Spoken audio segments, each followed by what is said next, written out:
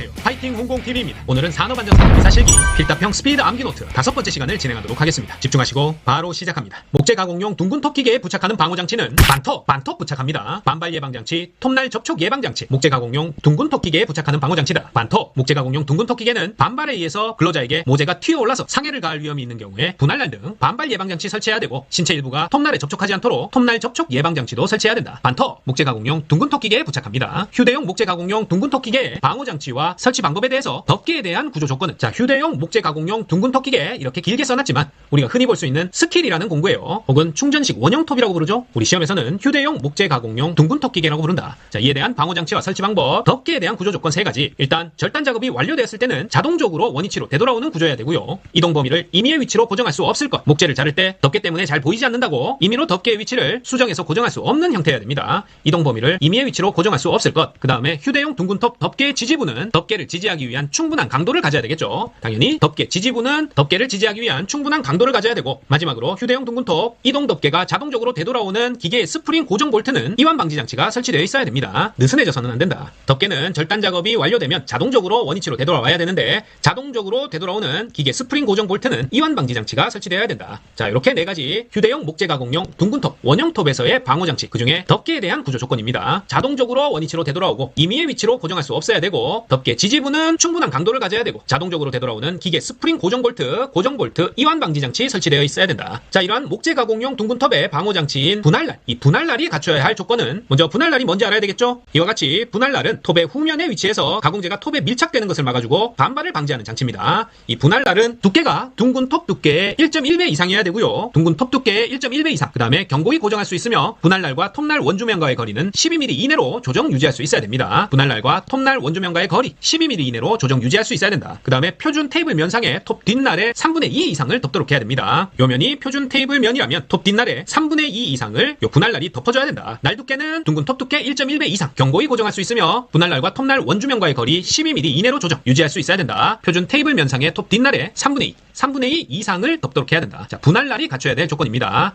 1.1, 12mm, 3분의 2 이상 숫자 중심으로 외우면 되겠죠. 자, 이번에는 목재 가공용 둥근 톱의 반발 예방장치 분할날의 두께 공식. 바로 앞에서 분할날의 두께가 둥근 톱 두께의 1.1배 이상이라는 것을 착안해서 분할날 두께는 톱 두께의 1.1배를 곱한 것보다 같거나 커야 되고, 그 다음에 이 B값, 치진폭보다는 작아야 됩니다. 치진폭이라는 것은 톱이 돌아가면서 약간의 진동이 있을 수 있겠죠. 따라서 이 톱날의 진동폭을 치진폭이라고 하는데, 요것보다는 작고 톱날의 두께의 1.1을 곱한 것보다는 같거나 커야 된다. 이 치진폭 B, 분할날 두께 T2라고 했을 때 1.1T와는 크거나 같고 B보다는 작다. 이렇게 돼야 됩니다. 분할날 두께 공식. 동력식 수동 대패기의 방호장치와 그 방호장치와 송급 테이블 간의 간격은, 먼저 동력식 수동 대패기에 부착된 방호장치는 날 접촉 방지 장치입니다. 칼날 접촉 방지 장치라고 해도 되고요. 구조적으로는 덮개 형식을 띠고 있는데 가동식과 고정식으로 나눌 수 있다. 따라서 요 전체를 적어줘도 되고 날 접촉 방지 장치라고 적어줘도 됩니다. 그리고 그 방호장치와 송급 테이블 간의 간격을 물었죠. 요건 8mm다. 동력식 수동 대패기 방호장치와 송급 테이블 간의 간격 8mm 이하, 8mm 이하 적어주십니다. 동력식 수동 대패기 방호장치는 칼날 접촉 방지 장치고, 이 방호장치는 덮개 형식으로 돼 있는데 송급 테이블 간의 간격은 8mm 이하여야 된다. 8mm보다 크면 손가락이 들락날락 하겠죠? 따라서 최대 8mm가 동력식 수동 대패기 칼날 접촉 방지 장치와 송급 테이블 간격입니다. 프레스 등을 사용하는 작업 시 관리 감독자의 유해 위험 방지를 위한 직무 수행 내용 4가지를 쓰시오. 먼저 프레스 등 그 방호장치를 점검하는 일, 점검해야겠고요. 점검 결과 이상이 발견되면 즉시 필요한 조치를 해야 되겠죠. 순리대로다. 그리고 만약에 전환 스위치를 설치했다면 그 전환 스위치의 열쇠를 관리하는 일도 관리 감독자의 직무 수행 내용이고요. 금형의 부착 해체 또는 조정 작업을 할 때는 관리 감독자가 직접 지휘해야 됩니다. 금형 부착 해체 또는 조정 작업을 직접 지휘하는 일, 프레스 등을 사용하는 작업 시 관리 감독자의 유해 위험 방지를 위한 직무 수행 내용이다. 타워 크레인, 이동식 크레인, 리프트 등의 악천 후시 조치 사항. 자, 요거 단골 출제되는 문제입니다. 사업주는 순간 풍속 초당 30m를 초과하는 바람이 불어올 우려가 있는 경우 옥외에 설치되어 있는 주행 크레인에 대해서 이탈 방지를 위한 조치를 해야 되고요. 그 다음에 같은 기준, 순간 풍속 초당 30m를 초과하는 바람이 불거나 중간 정도의 진도 이상, 중진 이상의 지진이 있는 경우 옥외에 설치되어 있는 양중기를 사용해서 작업을 하는 경우에는 미리 기계 각 부위에 이상이 있는지를 점검해야 된다. 자, 주행 크레인 이탈 방지 장치 작동시키는 등 이탈 방지 조치하는 기준은 순간 풍속 30m 초과, 초당 30m 초과, 그 다음에 옥외에 설치되어 있는 양중기 사용해서 작업하는 경우 이상이 있는지 점검해야 되는 기준도 순간 풍속 초당 30m 초과입니다. 이탈 방지 양중기 사용 점검 순간 풍속 초당 30m 초과고, 이보다 더 세게 부는 바람 순간 풍속 35m를 초과 초과한다. 그럴 경우에는 옥에 설치되어 있는 승강기에 대해서 받침수를 증가시키는 등 승강기가 무너지는 것을 방지하기 위한 조치를 해야 됩니다. 순간풍속 35m 초과다. 받침수 증가 등 승강기 무너지는 것 방지해야 된다. 순간풍속 30m 초과는 이탈 방지 양중기 이상 점검이고요. 35m 초과다. 승강기에 대해서 받침수 증가시키는 등 승강기 무너지는 것 방지해야 된다. 자, 바람에 의한 이탈 방지, 그 다음에 양중기의 각 부분 이상 점검, 요건 순간풍속 초당 30m고요. 폭풍에 의한 승강기 무너짐 방지, 받침수 증가시키는 등의 조치는 순간풍속 초당 35m가 기준입니다. 35m 초과 시 승강기 무너짐 방지 조치해야 된다. 자, 크레인에 걸리는 하중 중에 정격 하중과 권상 하중에 대한 정의를 쓰라. 이렇게 나오면 쭉 쓸 수 있어야 돼요. 먼저 정격 하중은 크레인의 권상 하중에서 훅, 브래킷, 버킷 등의 달기기구죠. 달기기구의 중량에 상당하는 하중을 뺀 하중을 정격 하중이라고 합니다. 다만 지부가 있는 크레인으로서 경사각의 위치, 지부의 길이에 따라 권상 능력이 달라지는 경우에는 그 위치의 권상 하중에서 달기기구의 중량을 뺀 하중 가운데 최대치가 정격 하중이에요. 자, 정격 하중, 레이티드 로드란 크레인의 권상 하중에서 훅, 브래킷, 버킷 등의 달기기구 중량에 상당하는 하중을 뺀 하중인데요. 지부가 있는 경우에는 지부가 있는 크레인 등에서는 경사각의 위치, 지부의 길이에 따라서 권상 능력이 달라지기 때문에 그 위치에서의 권상 하중에서 달기기구 중량을 뺀 하중 가운데 최대치를 말한다. 자, 그럼 권상 하중은 뭐냐? 말 그대로 호이스팅 로드를 뜻하죠. 들어올릴 수 있는 최대 하중, 들어올릴 수 있는 최대 하중이 권상 하중입니다. 권상 하중은 간단히 적을 수 있겠죠. 정격 하중은 여러 번 적어보세요.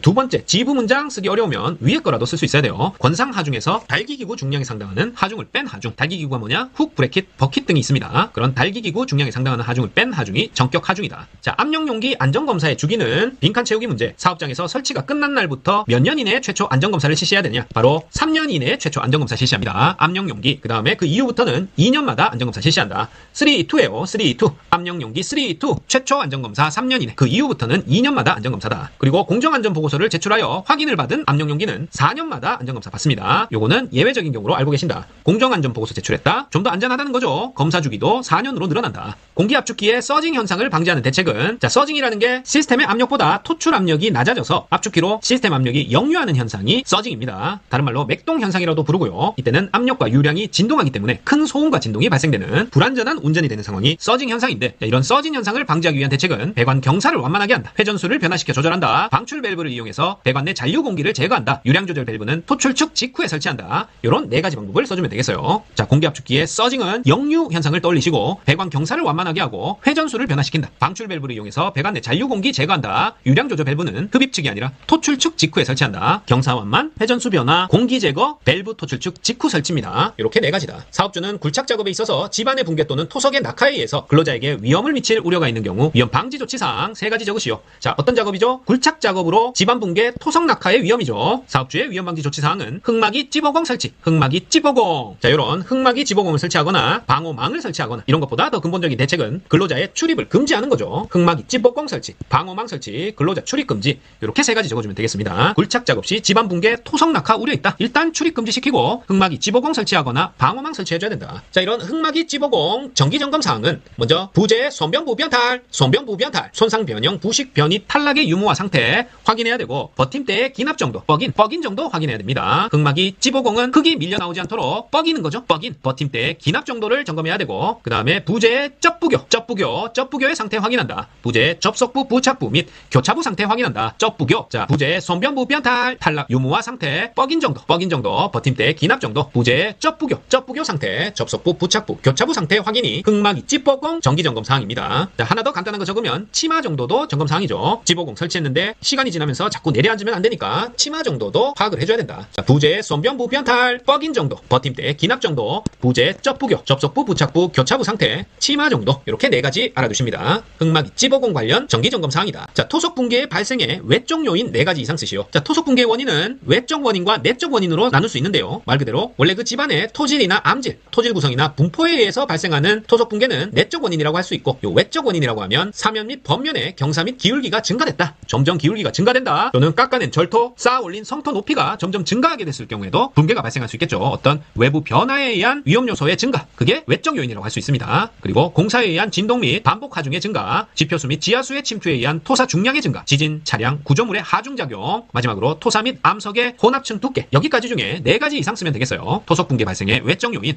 사면 번면의 경사 및 기울기 증가, 절토 성토 높이 증가, 공사에 의한 진동 및 반복 하중의 증가, 지표수 및 지하수의 침투에 의한 토사 중량 증가. 자, 전부 다 증가 4가지 어떤 게 증가하는지 외워두셔도 되고, 지진, 차량, 구조물의 하중작용이나 토사 및 암석, 혼합층 두께까지 요거까지 추가적으로 알아두시면 4가지 이상 충분히 쓰실 수 있을 것 같아요. 자, 사면토사의 붕괴 형태는 그림과 같이 위, 중간, 아래로 나눠서 사면 천단부, 맨 위가 붕괴되거나 사면 중심부, 중간이 붕괴되거나 사면 하단부, 아래쪽 저면이 붕괴되는 요 세 가지가 있겠죠. 쉬운 문제. 사면토사의 붕괴 형태는 천단, 중심, 하단, 위, 중간, 하단으로 나눠서 붕괴되는 형태를 띈다. 사면 천단부 붕괴, 사면 중심부 붕괴, 사면 하단부 붕괴라고 적으면 되겠습니다. 토사 붕괴 발생을 방지하기 위한 점검 시기는 자, 어떤 시점에서 토사 붕괴 발생 방지 점검해야 되느냐? 작업 전, 중, 후로 나눠서 작업 전, 중, 후 모두 토사 붕괴 발생 방지 점검해야 되고요. 비온 뒤는 아무래도 붕괴 위험이 급격히 커지겠죠. 비온 뒤에 그 다음에 인접 작업 구역에서 발파한 경우 역시 집안이 약해질 수 있겠죠. 토사 붕괴 발생 방지하기 위한 점검을 실시한다. 작업 전, 중, 후, 비온 후 그 다음에 인접 작업 구역에서 발파한 경우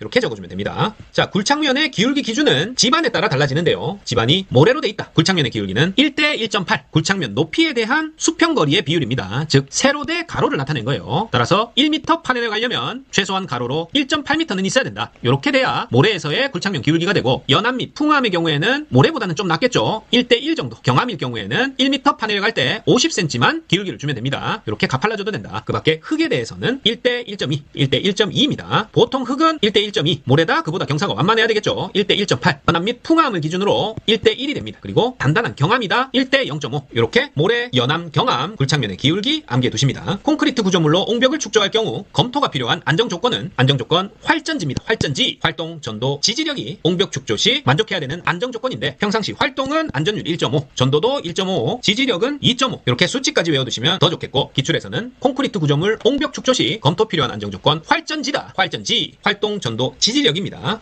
그 밖에도 두 가지 전체 안전성, overall stability 그리고 기초 지반의 침하, settlement까지 이렇게 5가지가 전체 내용이에요. 하지만 가장 간단한 거 활전지 기억하십니다. 잠암 또는 우물통의 내부에서 근로자가 굴착 작업을 하는 경우에 잠암 또는 우물통의 급격한 침하에 의한 위험을 방지하기 위하여 준수하여야 할 사항은 바로 침하 관계도에 따라 굴착 방법 및 재하량 등을 정하고 바닥으로부터 천장 또는 보까지의 높이는 반드시 1.8m 이상으로 해야 됩니다. 자, 그림으로 보시면은 사업주는 이렇게 생긴 구조. 잠암 또는 우물통에서 근로자가 굴착 작업을 하는 경우에 침하 관계도에 따라서 굴착 방법 및 재하량 등을 정해야 되고 바닥으로부터 천장 또는 보까지의 높이는 반드시 1.8m 이상으로 해야 됩니다. 잠암, 우물통, 수직갱 및 그 밖에 이와 유사한 건설물 또는 설비의 내부에서 굴착 작업을 하는 경우 사업주가 해야 할 일 3가지를 쓰시오. 자, 이러한 보기만 해도 위험한 잠암, 우물통, 수직갱에서 굴착 작업을 하는 경우 산소 결핍 우려가 있겠죠. 따라서 산소 결핍 우려가 있는 경우에 산소 농도를 측정하는 사람을 지명해서 측정하도록 해야 되고요. 근로자가 안전하게 오르내리기 위한 설비를 설치해야 됩니다. 오르내리기 설비 그리고 굴착 깊이가 20m를 초과하는 경우에는 해당 작업 장소와 외부와의 연락을 위한 아래에서의 통신 설비 등을 설치해야 된다. 통신 설비까지. 자, 산소 농도 측정, 안전하게 오르내리기 위한 설비 설치, 굴착 깊이 몇 미터?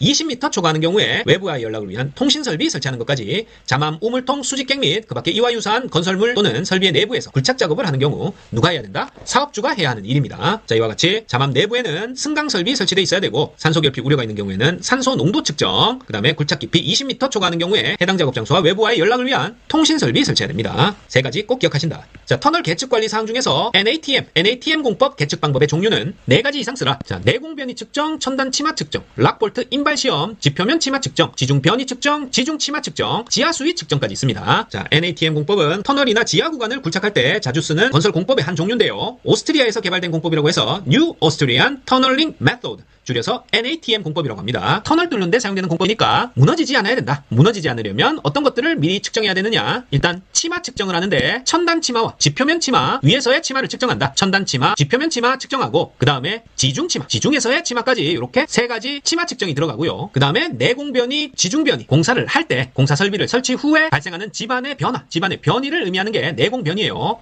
그런 변이를 측정하는 게 2가지 나오니까 변이 측정까지 하면 벌써 5개 되죠. 거기에다가 지하 수위까지 측정하면 6개, 락볼트 인발 시험 또는 락볼트 충력 측정 이런 것까지 더하면 4가지가 아니라 6, 7가지도 적을 수 있으실 거예요. NATM 공법 치마 변이 먼저 떠올라야 되고요. 치마에는 위쪽 2개, 천단 치마, 지표면 치마, 그 다음에 중간에 지중 치마 이렇게 3개, 변이는 내공 변이, 지중 변이, 그 밖에 지하 수위 측정, 락볼트 인발 시험까지 이렇게 적어주시면 된다. 동력을 사용하는 항타기 또는 항발기에 대하여 무너짐을 방지하기 위한 준수사항은 항타기, 항발기에 대한 무너짐 방지 이렇게 키워드 잡으시고 빈칸만 잘 외우면 되겠죠. 자, 연약한 집안에 설치하는 경우에는 바깥으로 발을 뻗어주는 아웃트리거, 받침 등 지지구조물의 침하를 방지하기 위하여 깔판 받침목 등을 사용해야 되고요.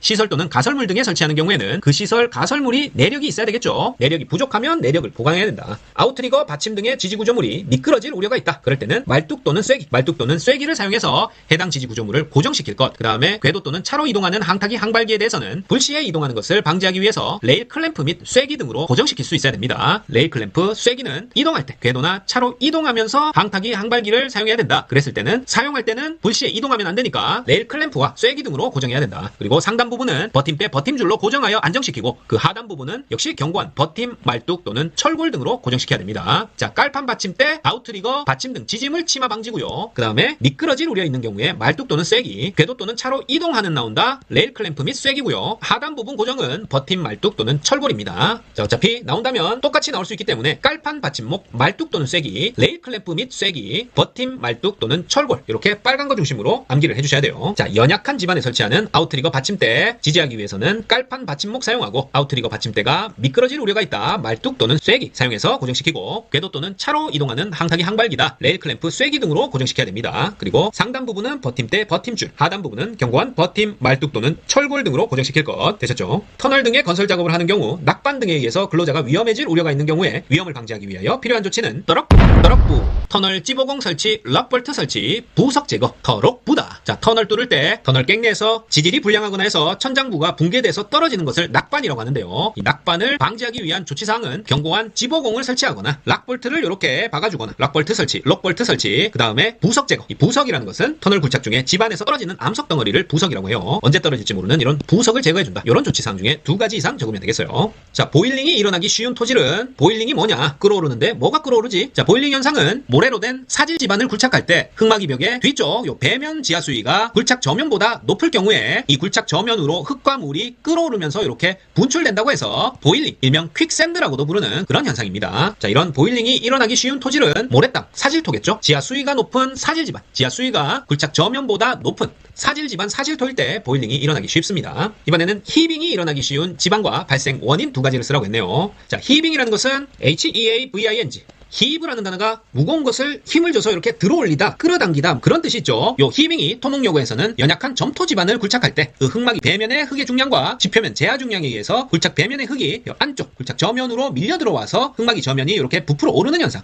들어 올려지는 현상이 히빙입니다. 따라서 히빙이 일어나기 쉬운 집안은 연약한 점토 집안이 되겠고 발생 원인은 흙막이 벽체의 근입장 깊이의 부족, 흙막이를 땅속으로 완전히 더 깊게 박아 넣어야 되는데 이 근입장이 부족했다. 또 흙막이 내외부의 중량 차이가 나서 이쪽이 너무 무거우니까 굴착 배면의 흙이 내부로 밀려 들어온다. 그런 원인이 있을 수 있고 역시 지표의 재하중, 지표 자체가 받는 하중이 아주 클 수도 있겠죠. 지표 재하중에 의해서도 히빙 현상이 일어날 수 있다. 히빙 현상 일어나기 쉬운 집안은 연약한 점토 집안이고 흙막이 벽체의 근입장 깊이 부족, 흙막이 내외부 중량 차이, 지표 재하중이 히빙 현상 발생 원인입니다. 콘크리트 타설 작업 시 준수사항 3가지. 요건 상식적인 수준에서 생각하시면 됩니다. 콘크리트 타설 작업 시 거푸집 붕괴 위험이 발생할 우려가 있으면 충분한 보강 조치를 할 것. 충분한 보강 조치. 설계 도서상의 콘크리트 양생기간, 콘크리트 양생기간 준수 한 다음에 거푸집 및 동발이 해체할 것. 그리고 콘크리트 타설하는 경우 편심이 발생하지 않도록 골고루 분산해서 타설할 것. 자, 편심 발생하지 않도록 골고루 분산 타설이죠. 키워드는 거푸집 붕괴 위험 발생 우려 있으면 충분한 보강 조치, 콘크리트 양생기간 준수해서 거푸집 동발이 해체하고 편심 발생하지 않도록 골고루 분산 타설해야 된다. 자, 그 밖에도 당일 작업을 시작하기 전에 해당 작업에 관한 거푸집 및 동발이의 변형, 변이 및 집안 침하 유무를 점검하고 이상이 있으면 보수해야 된다. 뭐 길지만 요것까지 기억하시면 좋고요. 또 작업 중에는 감시자를 배치하는 등의 방법으로 거푸집 및 동발이의 변형, 변이 및 침하 유무를 확인해야 하며 이상이 있으면 작업을 중지하고 근로자를 대피시킬 것. 뭐 3개만 적으라고 나오면 좋겠어요. 요 아래 것까지는 외우기가 힘들다. 시작 전, 작업 중, 거푸집 동발이 변형, 변이, 집안 침하 유무 점검하고 보수하고 이상 있으면 작업 중지, 대피시킬 것. 이렇게 알아두시면 되겠고 정확히 암기해야 되는 것은 거푸집 붕괴 위험 발생 우려 있으면 충분한 보강 조치, 설계도서상 콘크리트 양생기간 준수해서 거푸집 및 동발이 해체할 것. 콘크리트 타설하는 경우 편심 발생하지 않도록 골고루 분산 타설. 요 3개는 꼭 암기하셔야 됩니다. 사업주는 콘크리트 타설 작업을 하기 위하여 콘크리트 펌프 또는 펌프카를 사용하는 경우 준수해야 되는 사항. 자, 먼저 작업을 시작하기 전에 콘크리트 타설 장비를 점검하고 이상 발견했으면 즉시 보수해야 되고요. 건축물의 난간 등에서 작업하는 근로자가 호스의 요동, 선회로 인해서 추락하는 위험을 방지하기 위해 안전 난간 설치 등 필요한 조치를 할 것. 자, 콘크리트 펌프카, 호스를 우리가 흔히 자바라라고 하는데요. 자바라 잡는 타설공의 경우 호스가 요동치기 때문에 추락 위험을 방지하기 위해 안전 난간을 설치하거나 안전 블럭을 착용하거나 필요한 조치를 해야 됩니다. 그리고 콘크리트 타설 장비의 붐을 조정하는 경우